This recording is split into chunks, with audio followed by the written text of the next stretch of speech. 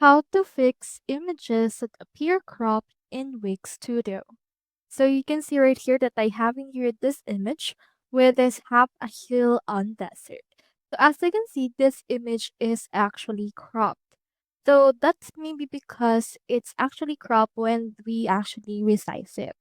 So what you can do is you can just click on that particular image and you can see in here these blue circles right around here on the corner as well as middle of that.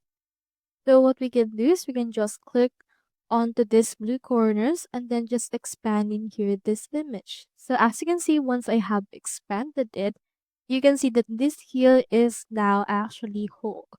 So that means that it's not cropped anymore. And you can also change those settings when you click right here onto this inspector option. And then it should be able to show you in here the size. So you can change the size right here and then just also go over right here to this responsive behavior and make sure that it is fixed right there.